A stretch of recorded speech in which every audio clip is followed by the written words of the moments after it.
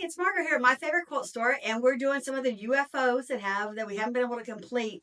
And I've got a huge amount of UFOs, and no time to complete them. But time is not always the problem. Sometimes it's other things, and maybe you don't have an idea of how to finish something. And that's what happened to me with this quilt. So, I've asked Jandy to come in today with me. Jandy, come on in and let's talk about this UFO that I have. So let me give y'all a little bit of history about it. And so we had a block challenge within our bee, is that everyone picked out a focal fabric, and this was my focal fabric, this floral fabric over here, and made a row by row quilt is what the idea was, is a row by row quilt, so that all the rows would be ending at the same length. So you gave them the size, the length of the row that you wanted to do, and about the size of the block you wanted, because we kind of thought everyone would want their rows to be pretty uniform. So and everyone that participated had a row by row quilt that was going around, so it was within our bee. And so we made our first row ourselves, and gave them the focal fabric, and showed them what the focal fabric was, and the first row, and then everyone completed a row that they thought would look great on the quilt. Okay. So what happened was when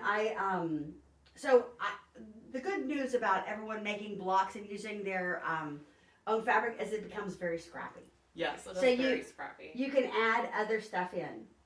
So part of the problem is that not all the rows on the blocks are even. So what are some suggestions that you have to help out with that idea?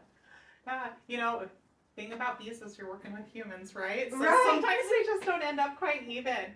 So these were this row was quite a bit longer than the other ones. So, you could set it over here to the side. Maybe you could work some other blocks around and kind of medallion around your row by row. Definitely a little bit different of a take on a row by row. It is. So it would allow it to fit into this. So I've tried laying it out forever as a row by row, and I think that that's why it hasn't worked for me. But I like the fact that we've taken some of this. Now these blocks are not done. I know that you can tell they still have some pins in them and stuff like that. These were a work in progress, because I knew once I got this back, it was not finished. Right. That I needed a little more to it. So I decided I would make another row of stuff, another row of flowers to kind of go in between some of these. And these are some smaller flowers that the person gave me the extra fabric that's in the background here, so that I could figure out how to manage those together across a portion of the quilt. So the other thing we talked about is coming back and putting in some sashing. Yes. In between each of these rows, so that maybe we give our eye a resting point in between each of these rows, since they don't actually mesh 100% together. Right, yeah, especially with some of them being a lot darker than others. So yeah. Giving that place to rest would be really nice. I like that you have this down in a gradient. So, and you can tell how that kind of makes it mesh a little bit better with these light ones together.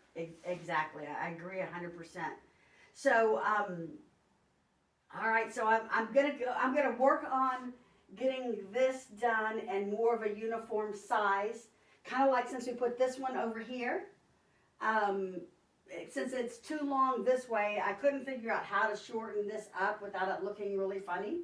So I do like the idea of putting it on the side, and then filling this block in with something to make it kind of stand out, and then having one down here, if I can just get this over here kind of a little more managed and put together, then I can see, because it's supposed to have some more green flowers in. Like, I've left this unsewn because it needs to have some green leaves that are put in and stuff. So I just haven't gotten back to those again. Yeah, I like the idea of using this as kind of like a cornerstone almost. Yeah, that's what I was thinking, because it kind of brings your eye then all the way across. So this quilt won't turn out as big as I had envisioned it, but that's okay. Yeah, there's nothing that said what size this quilt has to be, or it doesn't have to be. And so I think this would be a great size to hang on a wall. it won't be quite big enough for a bed. It'd be a little short for a throw unless I decide to add borders, which I could add once I get this put together. I could add a small outer border of a color and then add this as the outside border. And then you can make it as big as you want, It's- really, right? yeah, to try and tie it all back in, right? Then I Or could do you add have borders more to of it. that border fabric? I do. I have lots of that back. In fact, I bought it for the backing for sure. I know. Oh, okay. And so you're good. I have lots of it, I'm pretty sure. Even though it's older. I think this was started in about 2007 or 8 as when we had this round robin. It was really nice that everyone was kind of a newer quilter and newer to the community. It's a brand new bee we started up, so we wanted to do something that started, everyone feeling like they were a part of a group together and stuff, so. It's really great to have a community like that and work on something together. It is. So, and it will feel good to have this finished. It will feel good to have this finished. Well, or just have a plan to know that, okay, now I can work on, I need to finish this so that I can lay this all out and start looking for like a fabric to put in between to, to have a resting place for the eyes in between. And I probably will use the same fabric for that all the way throughout to kind of give it a little uniformity. Yeah, that definitely will give it more uniformity. So. I like that. Are you thinking like a white on white? I was thinking about a white on white. What do you think about that? I like that. Okay. And Right. it won't take away from any of the other piecing or the colors. So not adding too much more. It's very colorful. It is very colorful. It's very pink. It is very pink. That's why I'm almost thinking it'll probably be a green outer border, some kind of outer border that's not pink, or inner border that's not pink, and then an outer border that has all the colors in it. I'm gonna vote for yellow because that's my favorite color. Okay. Just saying.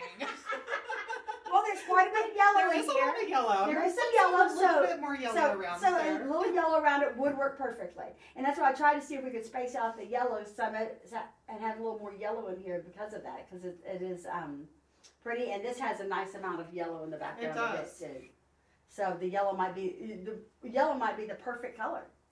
I know, I don't know about that. Hey, we're gonna find out. Those unsolicited opinions. That's right. Hey, Right? But you never know what that sparks for somebody else. Yeah. And so, if you don't ever talk about it and no one gives you what their opinion is, then you only see it through your eyes, and sometimes somebody else sees something slightly different than you. And so that's why I love it when you can collaborate with other quilters to find out different ideas. Right, exactly. So it always makes it more exciting to me. It's always just fun to talk about. Yes. It is, isn't it? All right, well, thanks for coming and helping me figure this out. Well, thank you for having me. All right. Happy sewing, everyone.